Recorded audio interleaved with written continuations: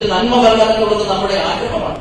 പക്ഷെ ഈ കോവിഡ് കാലത്ത്, മഹാദുരന്തത്തിന്റെ കാലത്ത് നമ്മൾ ഉദ്ദേശിച്ചതുപോലെ ഏറ്റവും വലിയ ഒരു ആകർഷകമായ ചടങ്ങുകളൊക്കെ സംഘടിപ്പിച്ച് ഒരുപക്ഷെ നടത്താൻ കഴിഞ്ഞില്ലെങ്കിലും നമ്മുടെ ഹൃദയത്തിലുണ്ടാകുന്ന ഈ അഭിലാഷം പ്രധാനമാണ്. എന്നെപ്പോലെയുള്ള ഒരാൾ പറയും, നിങ്ങൾ നല്ല സഖാക്കന്മാരും സഖികളുമാണ്. എന്റെ ഒരു സ്വഭാവം വെച്ച് പറയുന്നത് കേട്ടോ. നല്ലൊരു സഖാവുക, നല്ലൊരു സഖിയാവുക. ഭാര്യയും ഭർത്താവും ആവുക എന്നത് എളുപ്പമാണ്. ഭാര്യ ഭരിക്കപ്പെടേണ്ടവളാണ്, ഭർത്താവ് അവളെ ഭരിക്കാൻ എളുപ്പമാണ്. ഭർത്താവ് കർത്തൃത്വം നടത്തേണ്ടവനാണ്, അവരുടെ മേൽ അധികാരിയായി മാറാൻ എളുപ്പമാണ്. എന്നാൽ ഒരു കൂട്ടുകാരനും കൂട്ടുകാരിയുമാവുക എന്നത് പ്രയാസമുള്ള കാര്യമാണ്. അതുകൊണ്ട് ഒരു നല്ല സഖാവുക, നല്ല സഖിയാവുക.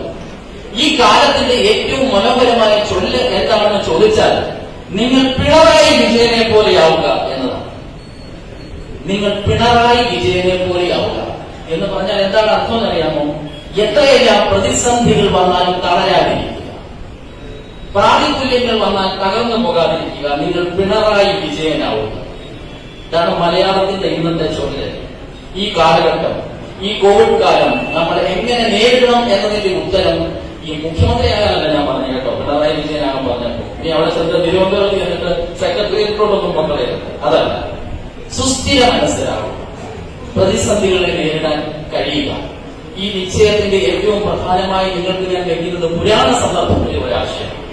ഋഗ്വേദ കാലം മുതൽ നമ്മുടെ പെൺമക്കളെ വിവാഹം ചെയ്ത് അയക്കുമ്പോൾ മാതാക്കൾ അവരുടെ വലതുകാലെടുത്ത് ഒരു പാറപ്പുറത്ത് വെച്ചിട്ട് പറയും, അസ്മേവത്വം സ്ഥിരാഭവം, ഈ കല്ല് പോലെ ഉറച്ചു നിൽക്കണം എന്ന്. പ്രിയപ്പെട്ട സ്റ്റെഫി,